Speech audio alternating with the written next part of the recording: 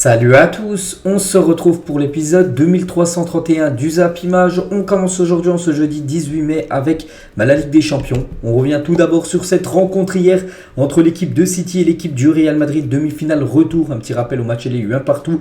Et pour ce match retour, donc ça a été, on peut employer ce mot, humiliation prise par le Real Madrid par rapport à cette équipe de Manchester City. City s'est imposé 4-0.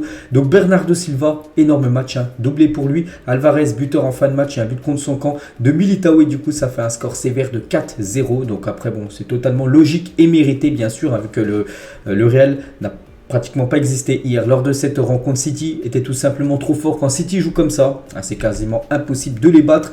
Donc l'équipe de City hier, c'est 61% de possession de balle sur l'ensemble du match. En première mi-temps, c'était vraiment une domination totale. En deuxième, le Real a quand même réussi un petit peu à sortir la tête de l'eau, même si City était largement au-dessus. Donc City toujours, c'est 16 tirs, 8 tirs cadrés, 4 buts. Il y a eu 4 arrêts de Thibaut Courtois qui a quand même réalisé une belle partie, mais il a quand même pris aussi 4 buts. Et du coup, ça fait un gros score de 4-0 pour Manchester City. On peut dire qu'il prend sa revanche par rapport à la saison dernière où vous avez échoué en demi-finale contre cette même équipe du Real Madrid. Et du coup, c'est officiel, Manchester City se qualifie pour la finale de la Ligue des Champions. Et c'est amplement mérité, bien sûr, pour cette équipe qui joue actuellement le meilleur football d'Europe. Il n'y a rien à dire. Donc, City peut remporter le 10 juin prochain la première Ligue des Champions de son histoire. C'est vrai qu'ils ont déjà atteint, parce que City va jouer comme sa deuxième finale de Ligue des Champions en 3 ans. Donc, c'est vrai qu'ils avaient déjà atteint, il y a 2 ans, la finale de la Ligue des Champions perdue contre l'équipe de Chelsea. Ils auront de nouveau une chance de gagner une Ligue des Champions. C'est l'objectif ultime du club, parce que ce club a déjà remporté de nombreuses fois la première ligue. Là, c'est les années précédentes, la FA Cup, tout ça. Il leur manque plus que la Ligue des Champions. Et là, ils sont plus qu'à un match, tout simplement, de remporter enfin cette première Ligue des Champions qui serait totalement méritée quand même pour cette équipe, au vu de ce que produit l'équipe au cours des rencontres. Donc, leur match, c'est prévu le 10 juin prochain, ça sera contre l'Inter Milan, on en parlera un petit peu tout à l'heure. Et pour revenir sur City, le City de Pep Guardiola, parce que depuis qu'il a pris les rênes de l'équipe, on voit quand même que City à la patte Guardiola, puis ça joue trop bien tout simplement. Donc Guardiola a atteint la finale de la Ligue des Champions pour la 4e fois de sa carrière. Il avait déjà atteint en 2009 et 2011 avec le Barça, à chaque fois vainqueur. Après, il a fallu attendre 10 ans comme de 2011 jusqu'à 2021. Donc c'était contre Chelsea, c'était il y a 2 ans, finale perdue contre les Blues. Puis là, ça sera la 4e finale de Ligue des Champions en tant que coach. Il y a seulement Carlo Ancelotti qui fait mieux en tant qu'entraîneur, lui qui a accédé à 5 finales de Ligue des Champions. Lui, 2e entraîneur à avoir atteint le plus de fois les finales de Ligue des Champions. Le parcours de Manchester City en Ligue des Champions cette saison. Donc voilà tous leurs matchs, que ce soit les 6 matchs au-dessus. Donc c'est les matchs de poule. Vous avez enchaîné les victoires. Vous avez fait 0-0 contre Copenhague, ou même 0-0 contre Dortmund. Vous étiez déjà sûr d'être qualifié, donc c'est pour ça qu'ils avaient remanié l'équipe. C'était pas grave s'ils gagnaient pas. Bon, après contre Leipzig, ça a été un partout match aller, après 7-0 au match retour, donc ça a été festival. Haaland avait marqué 5 buts. Contre le Bayern, on se disait c'était du 50-50, pas du tout. Ils ont été largement supérieurs par rapport aux Allemands, 3-0 et ensuite 1-1 au retour. Puis contre le Real, la même chose, 1-1. À chaque fois il y a des 1-1, puis après c'est l'autre match où vraiment il n'y a pas eu de de match nul. L'autre match, ils ont été tellement supérieurs. Donc là, cette fois-ci, c'est un 4-0 infligé au Real Madrid. Et voilà, grâce à ce parcours quasiment parfait, ils atteignent la finale de la Ligue des Champions. Et la une du journal L'équipe aujourd'hui, City-tanesque, par rapport à cette équipe avec Bernardo Silva en une. N'oubliez pas que Bernardo Silva fait la une, c'était avant-hier, par rapport peut-être à une arrivée du côté du PSG. Et cette fois-ci, il fait bien la une avec son équipe de Manchester City. C'est vrai que par rapport au PSG, les gars, avoir ce joueur au Paris Saint-Germain, ce serait quand même une incroyable recrue. Bref, nous, on va parler du match, Et la une du journal L'équipe, c'est marqué en titre, on peut dire, donc en écrasant le tenant du titre madrilène grâce notamment à un doublé de Bernardo Silva, City se pose en grand favori de la finale contre l'Inter Milan le 10 juin prochain à Istanbul. C'est vrai que c'est comme l'équipe favorite, c'est déjà favori contre le Bayern, contre le Real, donc bien sûr ils seront favoris pour la finale dans quelques jours contre l'Inter. Et pour revenir les gars sur Silva, donc gros match de sa part, celui qui inscrit les 2 buts, les 2 premiers buts du match. Donc Silva est logiquement élu homme du match après ce Manchester City et Real Madrid. Quelle performance de Bernardo Silva, l'ancien joueur de Monaco. Il était énorme. Il était sur le couloir de Camavinga. Pourtant Camavinga, les gars, c'est un sérieux candidat, surtout au poste de latéral gauche. On sait que Camavinga performe, mais il a eu beaucoup de mal hier à gérer, on va dire, Bernardo Silva, tellement qu'il est bon. Donc incroyable joueur. Hein.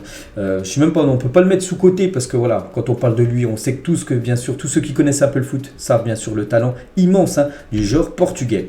Et toujours avec lui, donc les même 9 derniers buts de Bernardo Silva en Ligue des Champions, tous étaient inscrits lors de la phase finale de la compétition. Donc ça veut dire lors des matchs à élimination directe, pas les matchs de poule. Vraiment, quand c'est les grands matchs, les quarts, les huitièmes, les demi, là il est buteur. Bernardo Silva, ses 9 derniers buts ont été inscrits lors des matchs élimination directe. Et toujours avec lui, questionné sur le niveau de Manchester City et si l'équipe de cette année est la meilleure depuis qu'il a signé du côté de City. Ça fait 6 ans qu'il est du côté de City. Il a dit il faut gagner la Ligue des Champions et après je pourrais te dire, il a répondu ça à un journaliste, mais je pense qu'actuellement c'est la meilleure équipe de Manchester City de l'histoire, tout simplement de Manchester City, tellement qu'ils sont bons. C'est que la saison dernière c'était déjà quasiment parfait. Il leur manquait quand même un attaquant, le numéro 9 qu'ils ont maintenant avec Erling Haaland, et tu as l'impression tu peux pas les battre, tu as l'impression qu'ils sont tellement forts. Hein. Et pour revenir et pour continuer sur Bernardo Silva avec son match hier, la note de 8/10 aujourd'hui dans le journal L'équipe, ce qui équivaut à un très bon match de sa part. C'est une petite info concernant Benzema qu'on parlera tout à l'heure. Une note de 3, un match où il est passé complètement à travers. Bon, il n'y a pas que lui, il y a toute l'équipe du Real Madrid qui est passée à côté de cette rencontre hier. Hein. On va parler de ce joueur aussi, la recrue la plus chère de l'histoire du côté de Manchester City, Jack Grealish.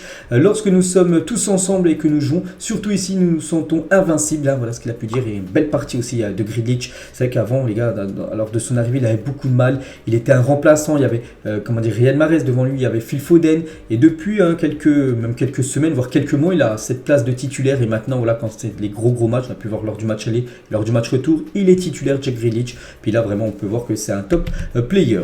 Erling Haaland, donc tu as une petite photo qu'il a pu mettre sur sa story Instagram à la fin du match. Donc en gros, donc on va dire, il est content bien sûr de cette qualification. Donc Haaland n'a pas marqué, pourtant il y a eu comme des occasions Haaland, voilà des occasions de la tête. Mais après en face il y avait un énorme Thibaut Courtois, donc voilà qui a tout enlevé. Regardez quand même cette photo de Erling Haaland qui prend l'avantage sur Karim Benzema qui essaye de le gêner. Mais voilà, Haaland bien sûr trop puissant. Regardez, il est monté quasiment à plus de 2 mètres 50 pour prendre ce ballon. Et c'est Thibaut Courtois qui sauve de nouveau le Real Madrid. Et même là sur cette action où cette fois-ci c'est pas à la tête, vraiment qui tire, c'est avec le pied. Et là aussi Thibaut Courtois fait un magnifique arrêt. Donc il n'a pas marqué ça sur les 2 matchs Erling Haaland, mais même il aurait pu marquer pas mal de buts, mais parce qu'il y avait un grand gardien en face. Et toujours voilà avec les autres photos, tiens, avec toujours Haaland avec le drapeau de la Norvège, hein, bien sûr son pays, Jack Grealish. Tout le monde était content, Ruben Dias aussi, bon qui n'a pas eu trop de soucis à se faire à la défense de l'équipe de Manchester City, a pratiquement rien eu à faire hier lors de cette rencontre. Et City, les gars, n'a plus perdu à domicile en Ligue des Champions depuis septembre 2018 et la victoire de Lyon 2-1. Ah, incroyable les gars, la dernière équipe à avoir gagné en Ligue des Champions à City, c'est l'équipe de Lyon. Donc depuis ces 24 victoires, c'est seulement 2 matchs nuls, 85 buts marqués contre seulement 18 encaissés, près de 5 ans sans défaite. C'est extraordinaire ce qu'est en train de réaliser Manchester City à domicile en Ligue des Champions. Ils sont tout simplement invincibles. Donc voilà, on est comme en 2023, ça fait depuis 2018 qu'ils n'ont pas perdu. Et cette saison, toute compétition confondue, donc sur 28 matchs à domicile cette saison, Manchester City en a gagné 27. Donc à l'échelle européenne, les Sky Blues restent sur 7 succès européens, dont les gifles contre le Real 4-0, Leipzig 7-0, le Bayern 3-0, même Copenhague 5-0 en Ligue des Champions. Donc voilà, c'est chez eux les gars. En plus hier il y avait une magnifique ambiance. C'est vrai que souvent le public, surtout du côté de Manchester City, il n'est pas réputé pour mettre l'ambiance tout ça, mais hier il y avait une grosse ambiance du côté du stade de Manchester City. Regardez tous les résultats qu'ils ont pu faire, que ce soit en Ligue des Champions ou même par exemple en championnat, comme ils en avaient mis 6 à Manchester United. Je crois qu'ils ont gagné 6-3 contre Manchester United cette saison. Ils en ont passé 4 à Chelsea, 4 à Tottenham, donc 4 aussi à Liverpool, ou même 4 au Real ou même à Arsenal. Donc l'Etihad Stadium cette saison, c'est complètement imprenable. Pep Guardiola, les gars, n'a perdu que 5 de ses 23 matchs officiels sur le banc face au Real Madrid. Voilà les très belles stats. En tout, avec son équipe, avec les équipes qu'il a coachées, que ce soit Manchester City, le Bayern ou même le Barça, il a joué 23 fois contre l'équipe du Real Madrid pour 13 victoires, 5 matchs nuls et 5 défaites. Donc le bilan est plutôt bon quand même pour Pep Guardiola contre l'équipe du Real Madrid. Et City, du coup, se rapproche un peu plus du triplé. C'est vrai que c'est l'objectif cette saison, le triplé. Donc Première Ligue, où ils sont très bien partis pour remporter le championnat. La Ligue des Champions, il ne leur reste plus qu'un match. Et aussi la FA Cup, il ne leur reste plus qu'un match. Ça sera une finale contre le voisin de Manchester United. Donc ils peuvent faire le triplé cette saison et je les vois bien partis pour faire ce triplé historique, cette équipe de City. On va parler de Kevin De Bruyne. Bruyne, donc auteur encore d'une passe décisive hier et 25 passes D pour Kevin De Bruyne cette saison. Quel joueur! On l'a peut-être un peu moins vu que lors du match aller où il avait été buteur, un magnifique but, mais hier bien sûr c'est tellement un joueur important. Kevin De Bruyne, encore une nouvelle passe décisive pour lui. Une photo du gardien Ederson qui n'a pas eu grand chose à faire, peut-être un arrêt et puis aussi où il a une grosse frayeur sur la barre transversale de Toni Kroos. Sinon bon, ça a été un match tranquille. En plus surtout ça a été un clean sheet pour lui contre le Real Madrid où la saison dernière il avait pris pas mal de buts. Il en avait pris 3 au match aller, parce qu'il y a eu 4-3 et au match retour il y a eu 3-1. Donc il avait pris pas mal de buts la saison dernière, 7 buts, et là cette fois-ci il en a pris seulement un sur la double confrontation. City contre les 14 fois champions d'Europe, contre l'équipe du Real. Regardez ce tableau d'affichage à 4-0, c'est qu'il n'a pas beaucoup prédit quand même cette grosse victoire de Manchester City contre le Real. Et tous dos au jeu à la 77e minute de jeu du spectacle sur le terrain et dans les tribunes, parce que les supporters de City, là il y avait 3-0, ils savaient que cette fois-ci le Real Madrid allait pas faire l'exploit, cette remontada, un comeback comme ils l'ont fait souvent la saison dernière. Donc voilà, bien sûr il y a une énorme euphorie, on peut dire, dans le public de l'Etihad Stadium. Et côté cette fois-ci Real Madrid, parce qu'on en a parlé que côté Manchester City, maintenant on va parler de l'équipe qui a perdu, et avec un gros score, et c'est officiel, le Real Madrid est éliminé aux portes de la finale de la Ligue des Champions. Pourtant souvent quand ils disputent les demi-finales, je crois que c'est arrivé 13 fois dans leur histoire, même non, plus de fois vu qu'ils en ont gagné 14, mais voilà, pas mal de fois ils ont été en demi-finale et souvent ils sont qualifiés pour la finale. Ils ont eu seulement quelques échecs, mais là c'est un échec cette saison bien sûr, vu que c'est fini pour eux dès les demi, c'est déjà pas mal, et pas de décimo quinta, donc en gros la 15e Ligue des Champions cette saison pour le Real Madrid. Ça sera pas pour cette année, peut-être la saison prochaine, et le Real Madrid a concédé sa plus large défaite en Ligue des Champions depuis 14 ans. Ça faisait 14 ans qu'ils n'avaient pas pris autant de buts en gros. La dernière fois c'était en 2009, le 10 mars 2009 contre Liverpool. Ils avaient perdu sur le même score, une défaite 4-0, et depuis ils ont perdu bien sûr pas mal de matchs depuis 14 ans, mais pas avec un score aussi large, avec un plus 4 on va dire par rapport à l'adversaire. Donc voilà, c'est une défaite quand même qui va rester longtemps gravée on va dire dans les mémoires du côté de Madrid. Donc il y a une petite photo de Carlo Ancelotti, et il a pu dire en conférence de presse à la fin du match: on a joué contre un adversaire qui méritait de gagner car il a joué avec plus d'intensité et de qualité en première période. Ils étaient supérieurs aujourd'hui comme nous l'avons été la saison dernière. Ça peut arriver en demi-finale de Ligue des Champions. Donc souvent les gars, Ancelotti, même si les équipes adverses méritent de gagner, des fois il dit que voilà, son équipe du Real méritait de gagner, pas sur le match hier mais souvent des matchs précédents. Là vraiment il dit que City méritait de gagner, il n'y avait aucun souci par rapport à leur victoire. Ils ont été tout simplement meilleurs, tous ceux qui ont vu le match, rien à dire les gars, elle est logique et méritée cette grosse victoire des Citizens. Et juste pour continuer avec Ancelotti, donc hier il a dirigé son 191e match de Ligue des Champions, donc il est ex-aequo avec Sir Alex Ferguson, et deux étaient en première place 190. Donc vu qu'il a fait un match de plus hier, Ancelotti maintenant 191 pour Ancelotti et 190 pour Sir Alex Ferguson, l'ancien coach emblématique de Manchester United. Les journaux du côté de Madrid, bien sûr ça revient par rapport à cette défaite. Marca sa titre bataille de ceux qui blessent, avec une équipe, ils ont mis les joueurs là du Real Madrid complètement sous le choc on peut dire, où la une journal AS a pleuré, c'est vrai que ça a été une débandade hier ce qui s'est passé du côté de Manchester. Et on va parler un peu de Karim Benzema qui avait rayonné, on se souvient, la saison dernière, que ce soit contre City ou même contre les autres équipes en Ligue des Champions. Donc là, ce fut très compliqué. Et Benzema était le premier joueur à quitter le terrain. Il avait l'air très en colère par rapport à cette défaite dès que le coup de sifflet a été fini. Donc il est parti directement au vestiaire, vraiment sans poigne de main avec les joueurs de Manchester City. Vraiment, il était très énervé, dégoûté, on peut le comprendre, parce que Benzema c'est un compétiteur, il voulait bien sûr de nouveau encore gagner une Ligue des Champions, il a déjà fait 5, puis il visait la 6e, donc il était très très déçu.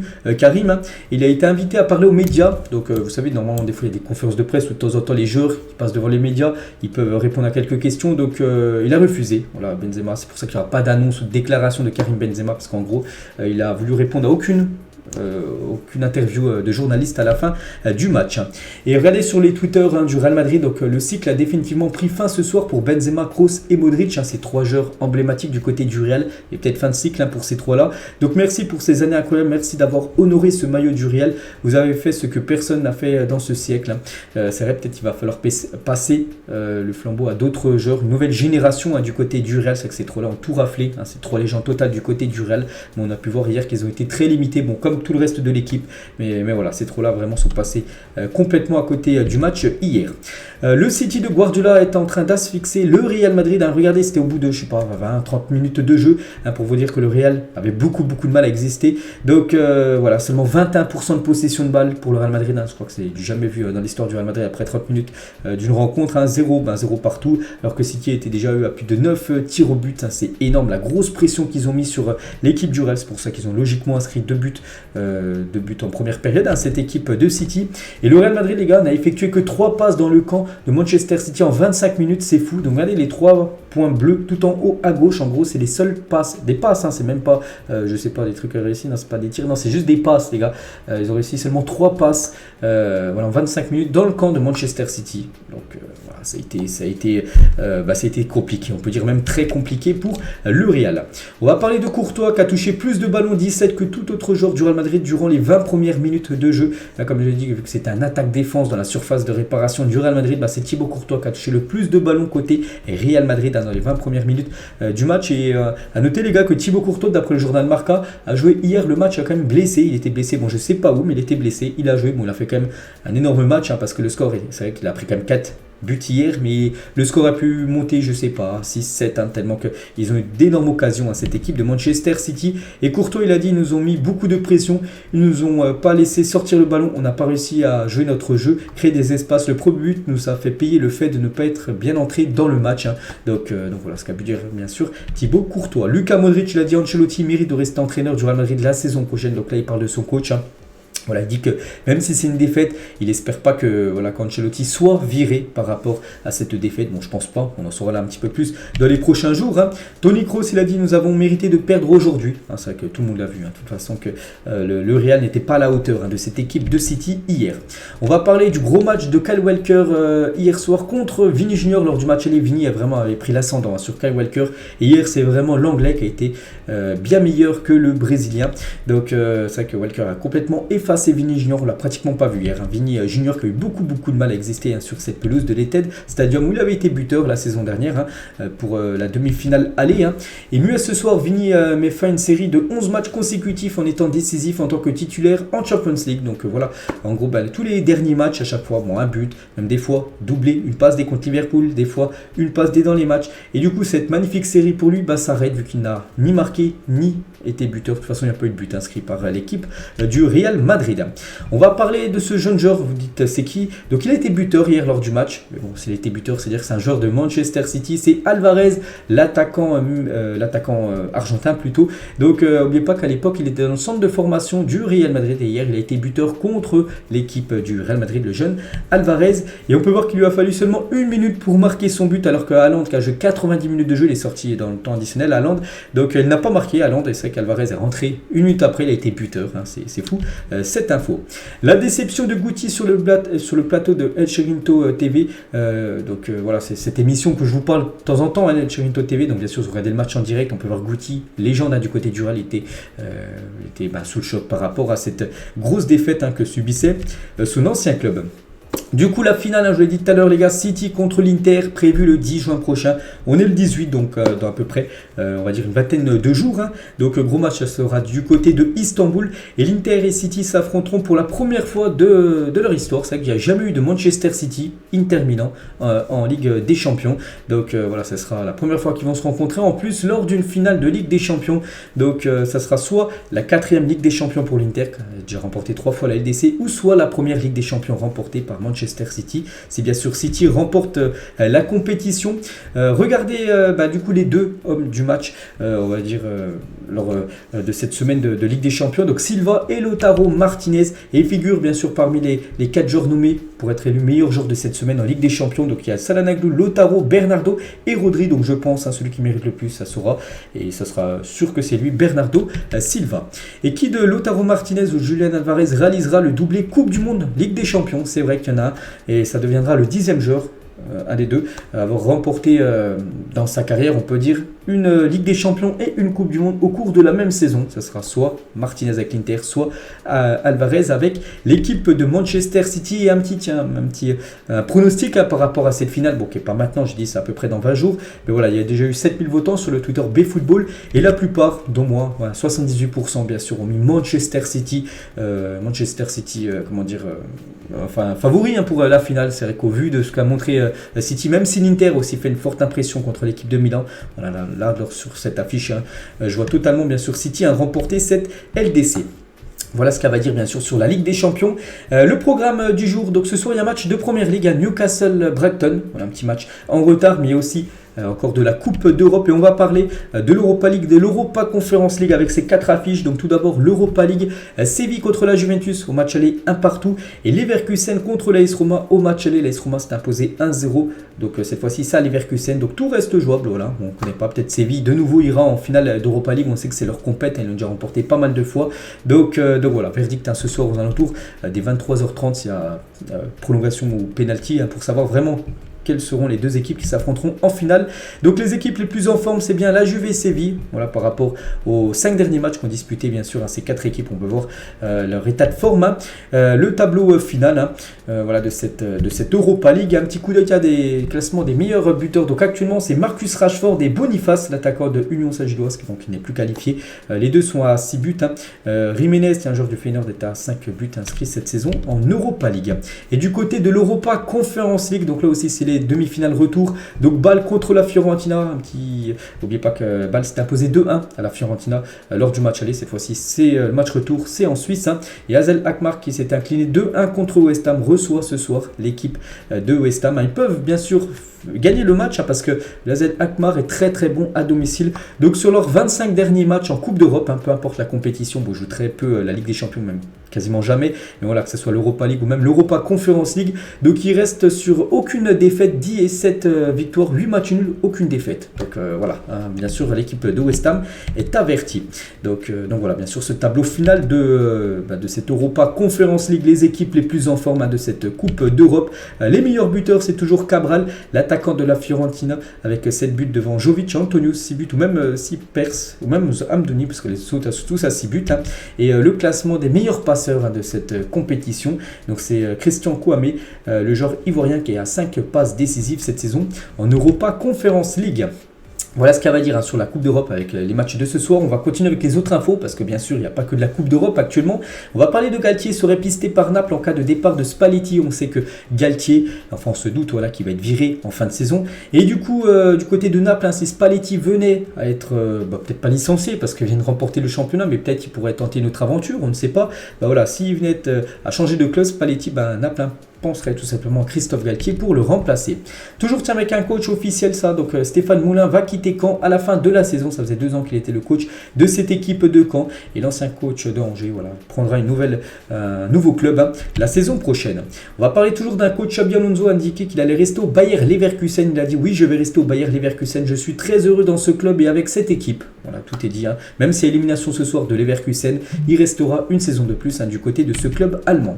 Touché au ménisque, Armand Loriente a subi une arthroscopie du genou droit et forfait pour le reste de la saison. En gros, il a eu la même blessure que Ismaël Benasser. N'oubliez pas que Benasser s'est fait opérer, je l'ai dit, je crois que c'était hier ou avant-hier, 6 mois d'indisponibilité pour Benasser. Donc lui c'est la même chose, il s'est fait opérer, donc bien sûr il est forfait jusqu'à la fin de la saison et même forfait certainement pour la première partie de saison prochaine. Le Qatar propose une offre finale de 5,75 milliards d'euros pour acheter Manchester United à 100%. Cette offre inclut l'effacement des dettes et un fonds dédié au développement. Voilà, c'est l'offre finale du Qatar. Vous savez qu'il y a le Qatar, enfin QSI, qui aimerait racheter Manchester United et aussi Ineos. Donc après, ça sera la famille Glazer, donc les propriétaires actuellement de Manchester United, de trancher pour savoir pour qui ils vendront bien sûr le club. Et c'est énormément d'argent les gars, quasiment 6 milliards d'euros. Je ne sais pas si vous vous rendez compte, c'est fou. Hugo Lloris ne serait pas insensible au projet proposé par l'équipe de Al Hilal. Donc une chose qui est quasiment sûre, c'est que Lloris va quitter l'équipe de Tottenham. Il pourrait débarquer du côté de Al Hilal et en plus cette équipe pourrait multiplier par 3 son salaire actuel. L'agent d'Alexis Sanchez est à Marseille pour discuter du contrat avec l'Olympique de Marseille. Lui aussi fin de contrat en fin de saison. Et pour l'instant, c'est pas ce que va faire Alexis Sanchez. Bon, pour Marseille, le mieux, bien sûr, c'est de le conserver parce qu'il a été tellement important cette saison. C'est le meilleur buteur, hein, bien sûr, de l'OM cette saison. Donc, on verra après. Je pense qu'il va peut-être attendre la fin de saison pour voir si Marseille sera en Ligue des Champions ou non la saison prochaine. Gabriel Martinelli a subi une blessure au ligament de la cheville et devrait manquer la fin de la saison. On lui souhaite un bon rétablissement à l'attaquant brésilien. On va parler d'Arsenal qui prépare une offre de 105 millions d'euros pour Declan Rice, hein, ce joueur beaucoup sollicité, beaucoup pisté par pas mal de grosses équipes. Donc il y a l'équipe de Arsenal, il y a l'équipe aussi de Manchester, il y a toutes les grandes équipes, on va dire, en Angleterre qui s'intéressent à Declan Rice. Une chose qui est quasiment sûre, c'est qu'il quittera l'équipe de West Ham qui va jouer ce soir, hein, bien sûr, un match de Coupe d'Europe. Et voilà les offres, hein, plus de 100 millions d'euros que propose Arsenal à West Ham pour s'offrir le milieu anglais. Officiel, donc Ivan Toney, donc le troisième meilleur buteur comme du championnat anglais, derrière Haaland, derrière c'est qui le deuxième, c'est Harry Kane, et lui il est en troisième position devant Salah. Bref, donc a été suspendu de toute activité liée au football pendant 8 mois après avoir effectué des paris sportifs. Il a également été condamné à une amende de 50 000 livres parce qu'en gros il a fait des paris sportifs, et quand tu es footballeur professionnel c'est interdit de faire des paris sportifs, et du coup 8 mois, et là c'est pas du 8 mois avec sursis tout ça, non, c'est 8 mois, il ne pourra plus jouer au foot et avec effet immédiat, c'est à dire là il ne jouera plus la fin de saison et il ne jouera pas pendant quasiment les 6 prochains mois de la saison prochaine. Donc il reviendra quasiment au mois de janvier, voilà à peu près, hein, mois de janvier prochain les gars, pour enfin reprendre son activité. Donc voilà, gros coup de jour déjà pour son équipe de Brentford et pour lui, hein, parce qu'il voilà, il est au top de sa carrière, puis là pendant 8 mois il ne pourra plus jouer. Officiel, Liverpool confirme le départ de 4 joueurs à l'issue de la saison. Donc on savait déjà que, comment dire, Roberto Firmino, hein, c'était déjà officiel depuis pas mal de semaines, hein, qu'il allait quitter le club, et on sait aussi que Oxlade-Chamberlain, Naby Keita, James Milner et Firmino, voilà, ces 4 joueurs, c'est sûr, hein, c'est officiel, quitteront l'équipe de Liverpool. Ils seront intéressants parce que sont tous en fin de contrat. Les négociations entre Strasbourg et Chelsea pour un rachat partiel du Racing se poursuivent. Voilà. Strasbourg pourrait se faire racheter, bon pas entièrement à 100%, mais peut-être, je sais pas, peut-être départ 15, 20, 25%, je sais pas exactement le pourcentage. Il pourrait se faire racheter par Chelsea, par Todd Boehly, voilà, qui pourrait mettre de l'argent tout simplement dans cette équipe française. Officiel, Dimitri Payet écope de 3 matchs fermes de suspension plus 2 avec sursis par rapport à la gifle qu'il avait mis à Cahuzac lors du match Marseille contre l'équipe de Lens, hein, c'était à peu près 2 semaines. Donc la sanction prendra effet après le match face à Lille ce week-end. Donc là, samedi soir après le match à Lille contre l'équipe de Marseille. Là, il pourra encore jouer, mais après, ça sera fini pour lui pendant 3 matchs fermes. Hein, il ne pourra pas jouer. Dimitri Payet, en gros, ça sera son dernier match de la saison là contre l'équipe lilloise. Officiel toujours, 2 matchs de suspension pour Achraf Hakimi pour son rouge contre l'AS Ajaccio. Vous savez qu'il a pris un rouge à Achraf Hakimi, et du coup, c'est 2 matchs d'exclusion pour Achraf Hakimi. Il pourra revenir lors de l'ultime journée, la dernière journée du championnat. Le PSG recevra l'équipe de Clermont. Il loupera du coup le match contre l'AG Auxerre dimanche et contre Strasbourg la semaine d'après. Finale des playoffs pour la montée en première ligue. Donc du coup on connaît l'affiche, ça sera soit Luton soit Coventry. Une de ces deux équipes là jouera la saison prochaine en Ligue pas du tout en Ligue 1, en Première Ligue plutôt. Donc voilà, c'est quand même 2 équipes qu'on a, je crois, jamais vu, enfin de ce que j'ai pu voir, voilà, ces dernières années, qu'on n'a pas vu, on va dire, du côté de l'APL. Et après avoir été en National, là, donc en D5, hein, il y a 9 ans, Luton était une victoire de la Première Ligue, hein. Regardez leur remontée magnifique. Donc voilà, s'ils gagnent, tout simplement, ça sera une finale, hein, qui se jouera à Wembley. Et en plus, le vainqueur, hein, gagnera beaucoup d'argent, c'est quasiment du 150 millions d'euros assurés par rapport aux droits TV. Donc voilà, la finale des playoffs là va se jouer dans quelques jours. La France est le 2e pays au monde qui compte le plus de joueurs expatriés. Donc derrière le Brésil, hein, le Brésil, il y a plus de 1289 joueurs brésiliens qui ont quitté le Brésil pour jouer même dans des autres championnats, bon, surtout en Europe, hein. Donc en France, plus de 1033 joueurs français ont quitté, on va dire, le championnat français pour aller jouer à l'étranger, en Allemagne, en Angleterre, en Espagne, peu importe. Donc voilà, c'est énorme, hein, bien sûr, hein. Donc la France est aussi le pays qui exporte le plus de joueurs de moins de 23 ans, 202 joueurs. Donc voilà, bien sûr, hein, beaucoup de joueurs français, c'est vrai, quittent la France, hein, pour aller, on va dire, ailleurs. Officiel, Igor Zubeldia, donc un jeune joueur, bon, il a 26 ans aussi, il est jeune, hein, bien sûr, un joueur espagnol, prolonge avec la Real Sociedad jusqu'en 2029. Voilà, prolongation de contrat pour ce joueur espagnol, hein. Une petite photo, tiens, de Kylian Mbappé avec son sponsor de lunettes, hein. Donc voilà, Kylian, hein, bien sûr, qu'on a hâte de revoir dès dimanche, hein, lors du match contre l'AG Auxerre.